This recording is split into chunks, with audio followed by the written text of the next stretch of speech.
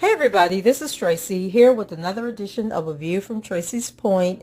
And if you guys remember last week when I was doing the shorter form videos for the appeal for RKelly and the Eastern District of New York, I pointed out the fact that I had the appeals documents for the Northern District of Illinois case, which was heard. They had the oral arguments back in February, I believe, and I was saying that I have no clue why I never read those documents to you all. So a couple of people came back and said that even though they've had the oral arguments, they still want to hear what was in the actual appeal, because I was pointing out that the oral arguments, each side gets like 15 minutes to argue a few points that the courts put before them, whereas the actual appeal is a longer document. So in the Northern District of Illinois, the appeal was actually 77 pages long. And so with the Eastern District of New York, last year I had actually read the 116-page appeal that Jennifer Bunjean had filed on Mr. Kelly's behalf, and it was broken up into 4 videos that were over an hour long for each video. So it took about 6 hours to get all of that information out to you guys. But you seem to like the shorter videos, so instead of just reading the whole document and putting it, in hour-long videos, I'm going to chop it up by sections like I did last week with the recaps of the Eastern District of New York appeal. And then I'll go ahead and play the audio for you guys once I get all of this done. And I had stated to somebody, I've had this information since about March of last year. I have no clue why I didn't read it. And I was thinking maybe I started reading those text messages between Ariel and her mom, and then I never got back to doing the appeal itself. But anyway, we are going to go ahead, for those who have not heard the appeal, or those who wants the a refresher on what the Northern District of Illinois appeal is all about. That's what we're going to jump into this week. I'll probably do like 1 or 2 videos a day, and it should take about 3 days, because this one isn't as long as the one that I did last week for the Eastern District of New York. And you guys go ahead and check out the Eastern District of New York appeal, what it was all about. And then the last video that I did was actually the oral arguments of Jennifer Bunjean and a representative for the Eastern District of New York before the appeals court. And it lasted about 42 minutes, which was really surprising, because those things usually each side gets about 15 minutes, but they gave them extra time. So that one is, I think it lasted about 42 minutes. And then you can, get an idea of what was going on, and, it'll take a few months for them to come back with a decision. And let's see, what else is going on? Oh, the Diddy situation yesterday. Somebody asked me if I was going to cover the Diddy case. Well, let's just hope that Diddy doesn't have a case. Let's start there. But if it does go down that road, I actually thought that we wouldn't see any movement in the Diddy situation until after RKelly's appeal was decided, because as I was stating in that video, Diddy has way more resources than RKelly had, and I hope he learned from the whole RKelly situation just how easy it is for these people to get you caught up in a RICO, and that he has been strategizing and plotting and planning. But I thought they were going to wait for the appeal to come back, because this is like something new that they're trying. They couldn't get Epstein because, he unalived himself. And then they got the Ghislaine Maxwell lady. She's currently, I think her appeal was heard a couple of weeks ago. And So I was just thinking that they were going to hold off to see if these RICOs against these people, like in the music industry, and stepping outside of what RICOs were designed for, which is the organized crime, the drug dealers, the gangbangers, that type of thing, and to move into this new territory of getting these people in the entertainment industry on RICOs, that they would just wait and see how these appeals played out. But, they put on a show for everybody, yesterday with Homeland Security, coming in and, searching his house for his homes in Miami and California. I don't know what evidence they were searching for, because I would hope that if there is any evidence that Diddy would have got rid of it a long time ago. Of course, we learned with the RKelly case that you can't get rid of them text messages, because they're going to have Homeland Security go into the phone companies and they are going to extract all of these text messages back and forth. So we don't know how that's going to play out, but definitely we'll stay abreast of that and decide if I have 4 years of my life. Because y'all know we've been covering this RKelly case for over 4 years now. So I'll see if I have a few more years to give to Diddy, because I think Diddy would put up a fight, okay? I think he has the legal means, and he's probably already moved his assets around so that they can't come and seize his money like they did with RKelly. Hopefully he has his money safe and sound overseas somewhere, and he then transferred assets to where the U.S. can't reach them. But we'll see, and we'll talk about that in another video. So let's go ahead and jump into the appeal for the Northern District of Illinois versus Robert Sylvester Kelly. And so this first video, we are going to talk about the jurisdictional statement as well as the statement of the case. So the jurisdictional statement, oh, and by the way, remember I was telling y'all with the Eastern District of New York, how there was just pages and pages and pages of all these court cases that have set precedents in, to provide support for the appeal. So in this instance, she has about 7 pages of court cases that have set precedents either in the district court or in the Supreme Court to back up her appeal. And so I'm not going to go through all of those, but when I come across a notation, I'll let you know what case it is that she is referring to. So the jurisdictional statement: the jurisdiction of the United States District Court for the Northern District of Illinois was found upon Title 18 U.S.C. Section 3231. And for those of you who are new to the reading of these documents, USC is the United States courts, is it? United States courts, I believe it is. But anyway, and then they have the sections. And so Title 18 deals with sexual misconduct. That's where the trafficking and the Mann Act and all of that is listed under this section, the CP and that type of stuff. So a grand jury sitting in the Northern District of Illinois charged the defendant by way of indictment with 4 counts of child exploitation in violation of Title 18 United States Code Section 2251A, 1 count of conspiracy to obstruct justice in violation of Title 18 United States Code Section 371, 3 counts of conspiring and receiving CP in violation of Title 18 United States Code Sections 2252A2 and B1, and 4 counts of child exploitation in violation of Title 18 United States Code Section 2422B, docket number 93. So the jurisdiction of the United States Court of Appeals for the 7th Circuit is founded upon Title 28 United States Courts Section 1291 and Title 18 USC Section 3742. A jury returned a verdict finding defendant guilty of 3 counts of Title 18 USC Section 2251A and 3 counts of Title 18 USC Section 2422B on September 14th, 2022. And then it says docket number 335, defendant's post-trial motions were timely filed on November 15th, 2022, and then she gives the docket numbers. The post-trial motions were denied on February 16th, 2023. Defendant was sentenced on March 7th, 2023, and she gives the docket number.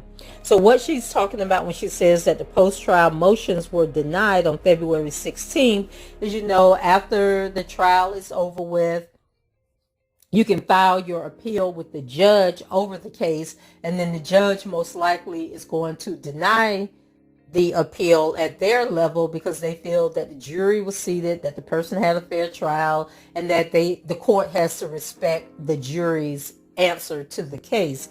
And so more than likely, anytime you appeal a verdict or a sentence or anything with the judge over the case, they are going to deny it, and you're going to have to take your fight to the district appeals court, which is what she did in February. And then if they don't agree with her, then it could go to the Supreme Court if they want to take it that far, or they just accept that it is what it is. And for those of you who are not familiar, Mr. Kelly was charged with 13 counts in the Northern District of Illinois. Somebody correct me in the comments if I am wrong, but I believe it was 13. He was found guilty of 6 charges, not guilty of 7 charges, I believe. And he was sentenced, so in the Eastern District of New York, which is the case I covered last week, and as I stated before, that was heard before the appeals court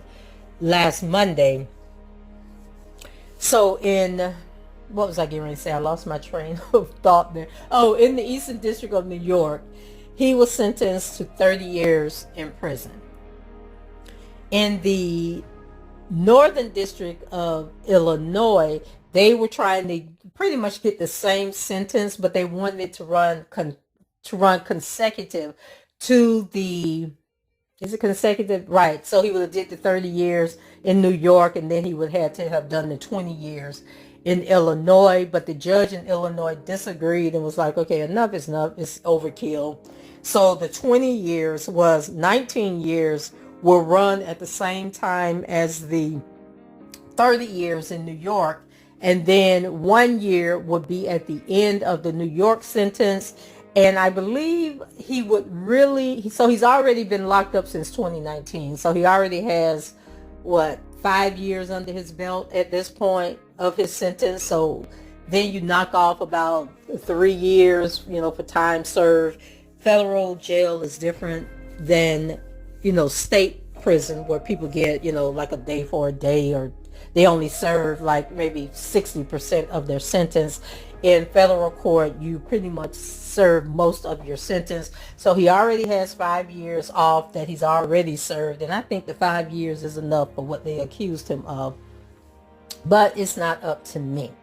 So that's where we were. Okay. So the case was heard. The appeal was heard by the judge in the case, Judge Harry Linenweber. He denied it. And this is why we are at the District Appeals Court. Okay, so it says the judgment and conviction was entered on March 7th, 2023. A notice of appeal was filed on March 9th, 2023. Now we move into the statement of the issues for review. So 1, whether defendant's convictions for exploitation and inducement of a younger person must be reversed where the charges were brought outside the applicable statute of limitations. 2, whether the district court abused its discretion when it denied defendant's motion to sever the inducement counts related to Nia and Pauline, where the CP counts related to Jane, and whether the defendant's 240-month above guideline range sentence was both procedurally and substantively improper. So the bulk of this case was regarding Rashona Landfair. So if you hear me say Jane, that's who they're talking about, is Rashona Landfair. And you may be familiar with Rashona Landfair because Mr. Kelly was on trial he was arrested in the early 2000s, and I believe the case, I think the trial was in 2008. Once again, I'm speaking off the top of my head, so if I'm wrong, please leave it in the comments. And he was found not guilty in that case with Rashona Landfair, where there was all these videos that were floating around the country that was supposedly of her, you know, when she was much younger, and we found out that she really wasn't as young as they were portraying back in 2000 when he was arrested. And we learned a whole lot about Rashona Landfair, her parents, and Mr. Kelly, and their whole situationship that they had going on. And all of those videos can be found on my channel. If you want to go back, his Northern District of Illinois case was heard in August and September of 2022. And I may have missed like the last few days of the trial because I had some personal things going on, but the bulk of that case I did cover, and those videos are out there. And then once again, if you're new to my channel, I don't do the whole sensationalism and stuff. I'm basically reading these court documents, giving my opinion on what I'm reading as I'm reading it. But, you know, I don't get into, you know, trying to hype things up. I don't go into hearsay, what people are saying on social media. I stick with the facts according to these court documents so that you have a clear understanding of actually what's happening and what's taking place and how the court system is working. So let's move on here. So the statement of the case: on February 13, 2020, the government filed a 13-count superseding indictment charging defendant Kelly with one of 4 counts of violating Title 18 U.S.C. Section 2251A, the CP counts; 2, 1 count of conspiracy to obstruct justice in connection with his 2008 state court acquittal; 3 counts of violating Title 18 United States Code Section 2252A related to receiving the aforementioned CP; and 5 counts of violating Title 18 United States Code Section 2422B, the inducement counts. Docket number 93. So Kelly's co-defendants, Darrell McDavid and Milton Brown, were charged in connection with obstruction of justice and receipt of CP. After a 4-week jury trial, the jury returned a guilty verdict against defendant as to 3 of the CP counts and 3 inducement counts. Defendant was acquitted as to the remaining counts. McDavid and Brown were both acquitted of all counts. Docket number 335. So the charges for which the defendant was convicted, counts 1 through 3 and 9, related primarily to minor 1, who used the pseudonym Jane at trial, which we already know as Rashona Landfair. 1 inducement count, count 10, related to minor 3, who used the pseudonym Mya at trial, and 1 inducement count, count 12, related to minor 5, who used the pseudonym Pauline at trial. And I honestly do not remember Pauline and Nia's real names, but I believe when I was covering the actual trial and reading the transcripts, it did have their name. I did have their names at that time. And then she has a note at the bottom that says defendant will refer to minor 5 as Pauline, but advises this court that minor 5 initially used her nickname as her pseudonym, which also started with the letter P. She later decided that she did not wish to use her nickname, so the pseudonym changed after the trial commenced. So it says the superseding indictment in the case largely charged defendant with conduct from the mid to late 1990s. Prior to trial, defendant moved to dismiss all counts related to the exploitation of a minor on statute of limitations grounds. Defendant also moved pretrial to sever the counts related to Rashona from the remaining inducement counts, where the evidence in connection with the exploitation of Rashona, including video recordings of the prohibited activity, was significantly stronger than the evidence related to the remaining inducement counts. The district court denied both motions. So what she is referring to, and she'll probably get into it in this document. So we know that Rishona is the person that was from the video that was circulating around the country back in 2000, where they denied that it was her, refused to testify, and all of this good stuff. So the other two girls, Pauline and Mya, they had nothing to do with those tapes. I don't think they were recorded or anything. The one of them, I think it was the Pauline girl, but one of them, he met her in Minnesota, and she done jumped on planes flying to Chicago to see him and to see him in concert at different places. It was just crazy. I just couldn't even believe that they brought the Pauline and the Mya chick. I couldn't even believe they brought those cases up in this whole mess. They could have just went with Rishona and been done with it. But I guess they needed backup to substantiate her claims, because I think part of her testimony was that the one, not the one he met in Minnesota, but the other one, and actually it was two of them, were her friends. I think were her high school friends, and she played basketball with them, and she was the one that introduced them to Mr. Kelly. The other friend did not show up. She did not testify. She had some stuff going on. And guys, remember, this was over a year ago. It was like a year and a half ago. And I can't remember the details, but if you go back and check out those videos, all the information is there. But the one girl ended up, I think her name was Brittany, she ended up not testifying or participating in the trial altogether. So of course, those counts, I don't think, related to him, because she wasn't there to testify.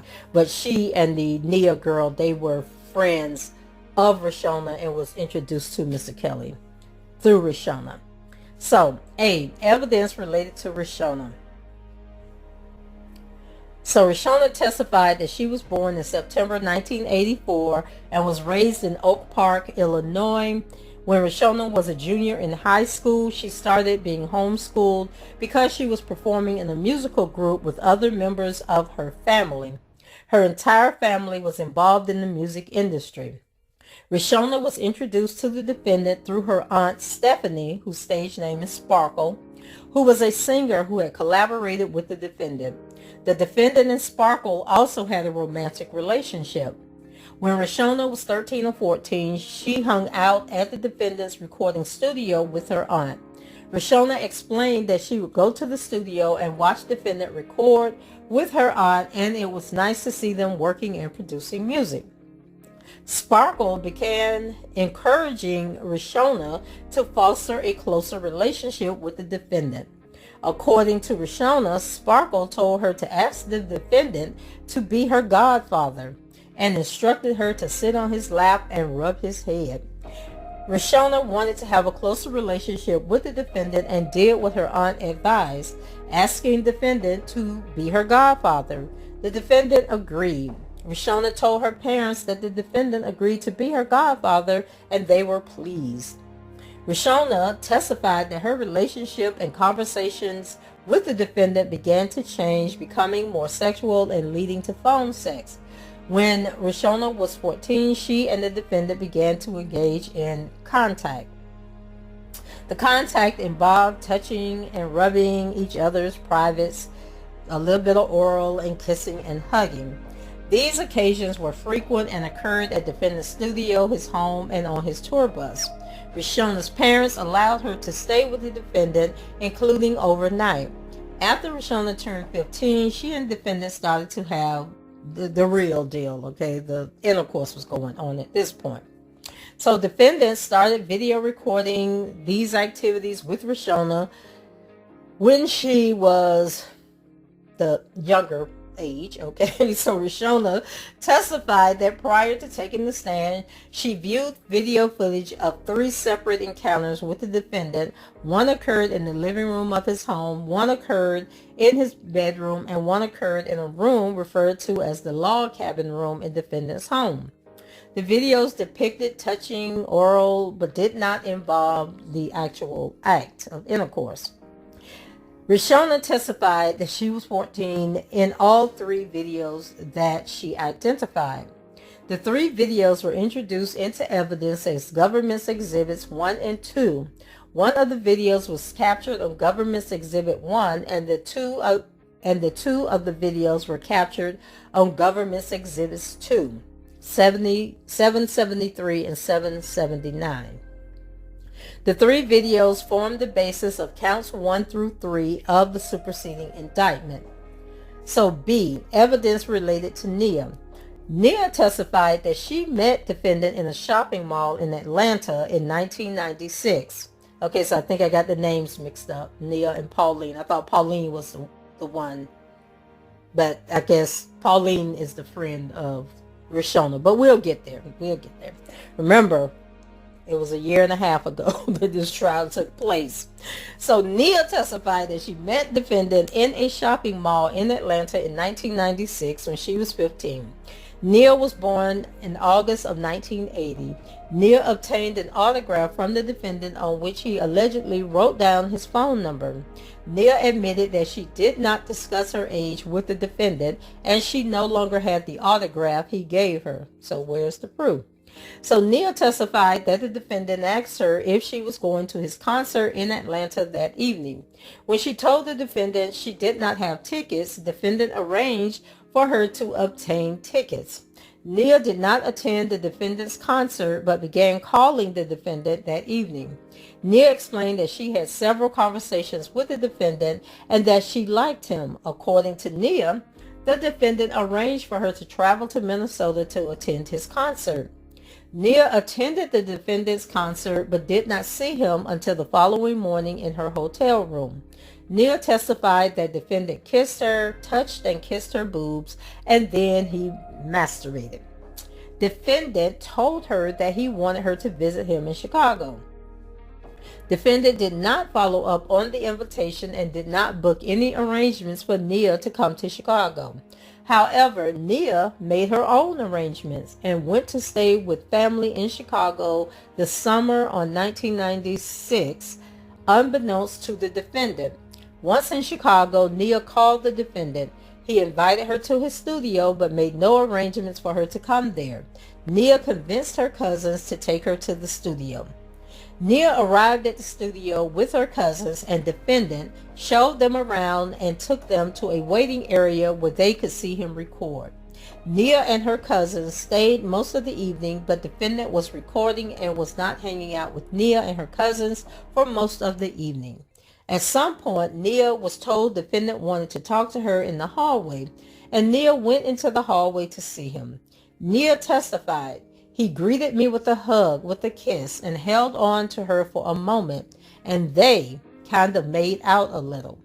Mya elaborated, "I remember his hand being around my waist, on my bottom, my butt, and then he motioned his hands into my pants as we kissed.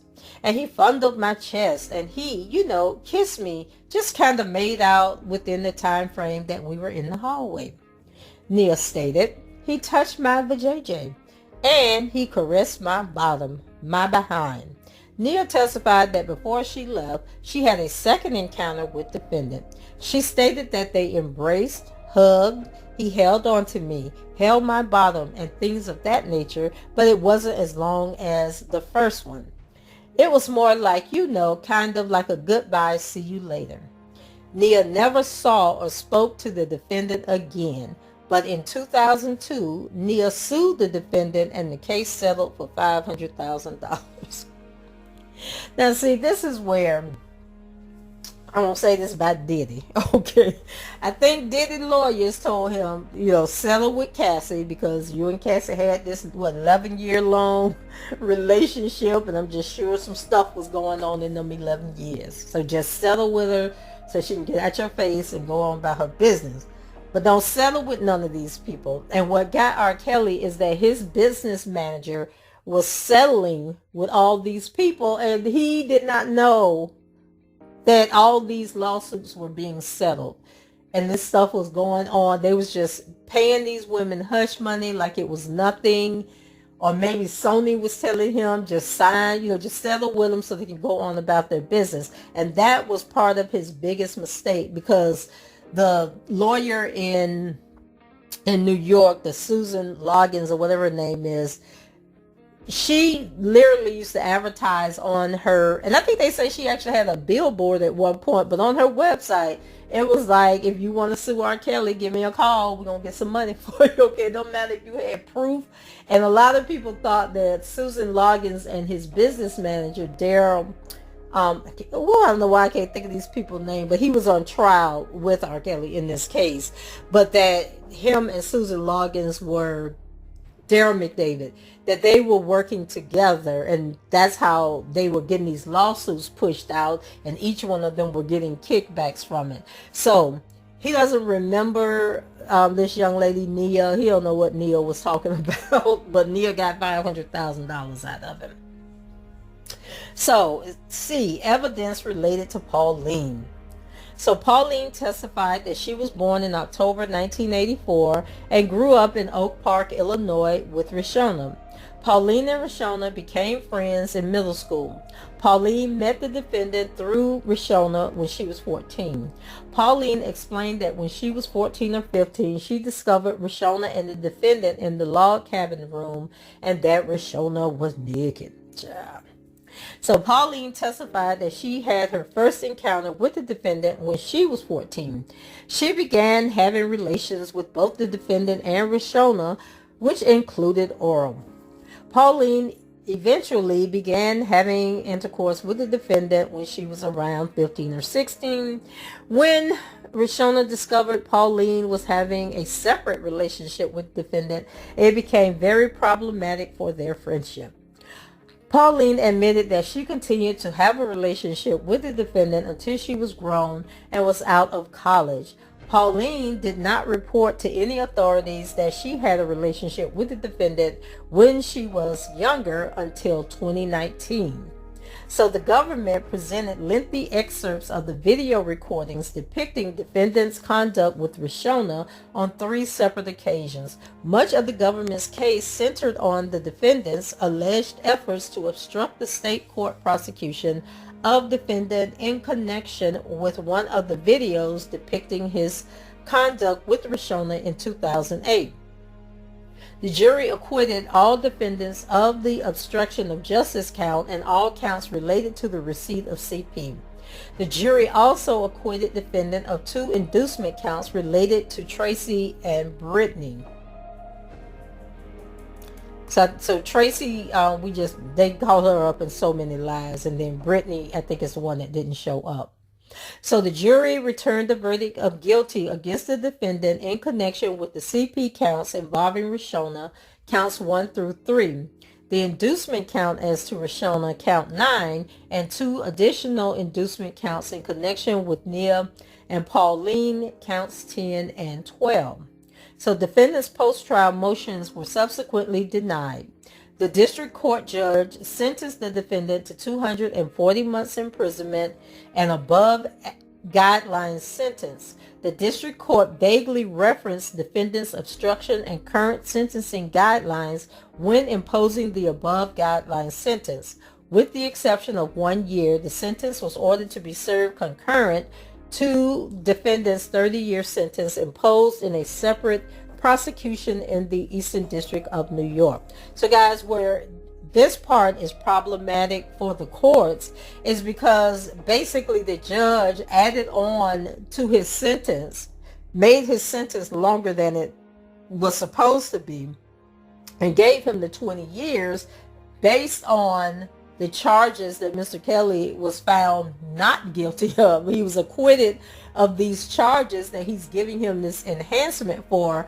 And so it's like, how do you go over the jury? The jury said not guilty, like he was not guilty of these things. So how are you still going to give him a greater sentence for the things that he was found not guilty for? And so hopefully that would definitely be overturned in his favor. Now, what the appeals people pointed out to Jennifer Bonjean is that, okay, if we overturn this sentence, this 20-year sentence, you do realize you have to go back before this judge and he could resentence him to more time, like he was being, I guess, lenient in their opinion by giving the 20 years in which 19 will run concurrent with the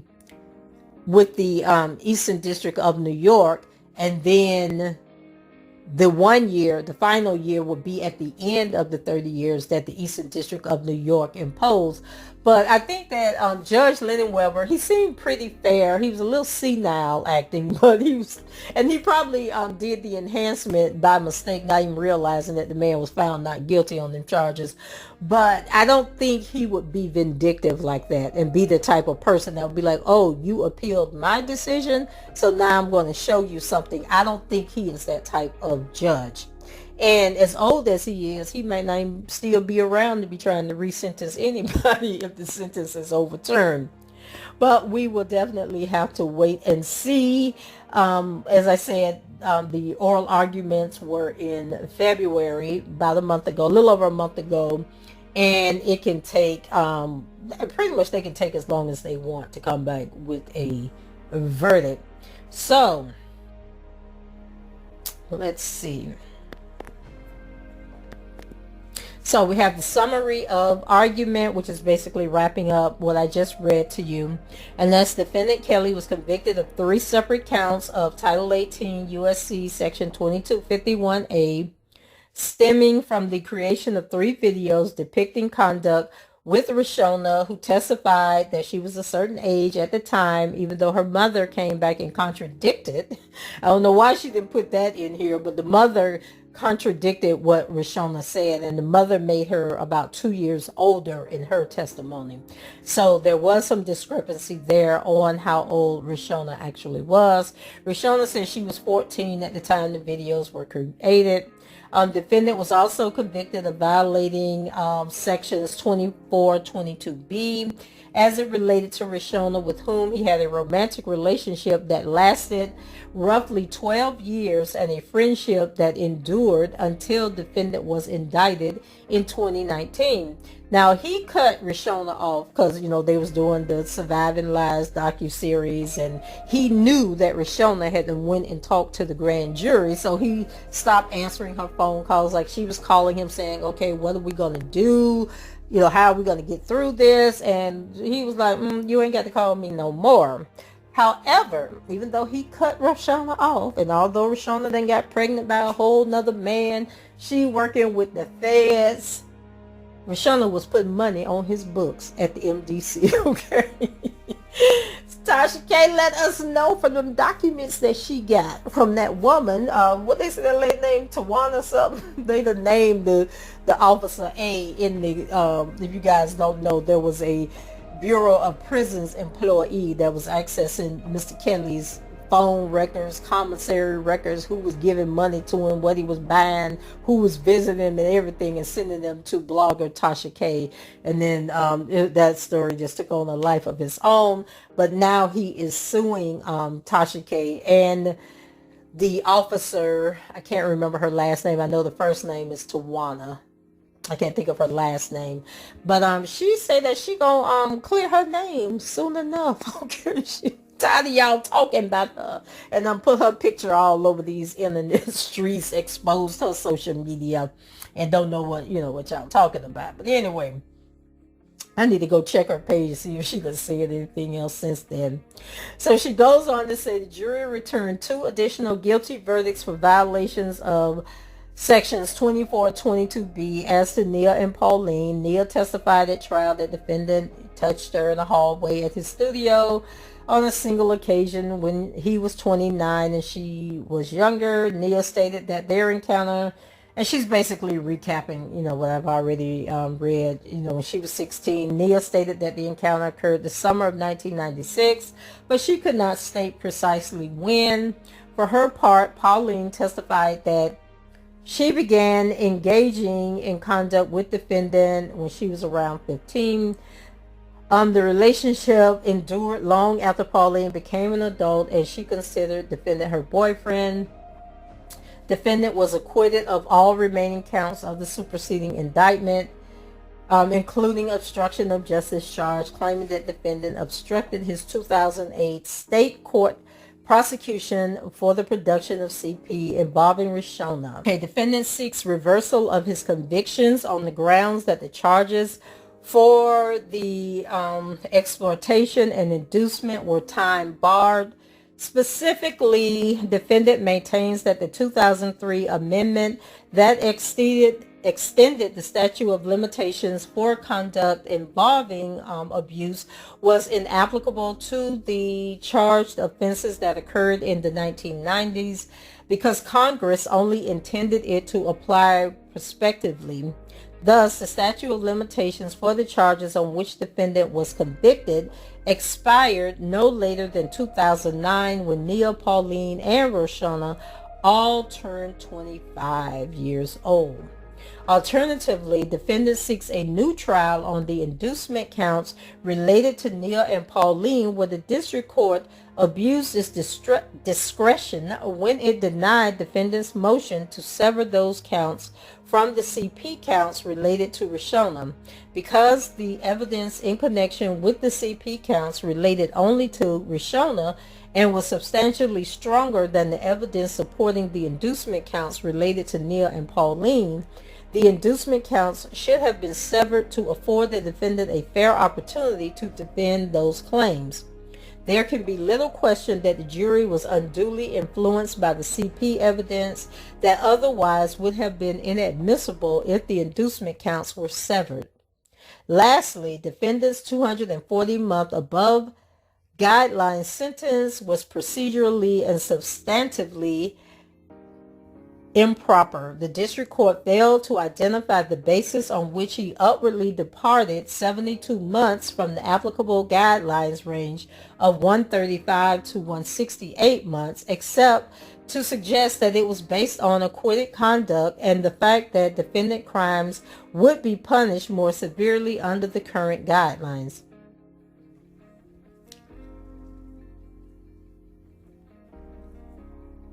Wait, hold on a second.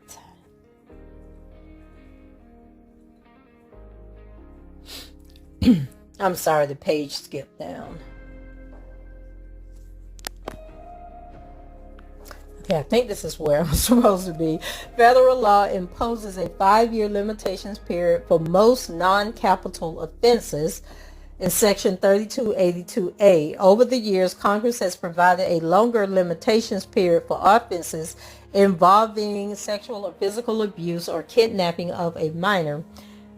Section 3283. At the time defendant committed the conduct for which he was charged and convicted, namely the CP counts 1 through 3, and the inducement counts 9, 10, and 12, Section 3283 provided as follows: no statute of limitations that would otherwise preclude prosecution for an offense involving the sexual or physical abuse of someone under the current guidelines. Because the district court failed to state a definitive basis for its significant upward variance and violated the ex post facto clause by subjecting defendant to current federal sentencing guidelines rather than the applicable 1997 guidelines, defendant is entitled to a new sentencing hearing.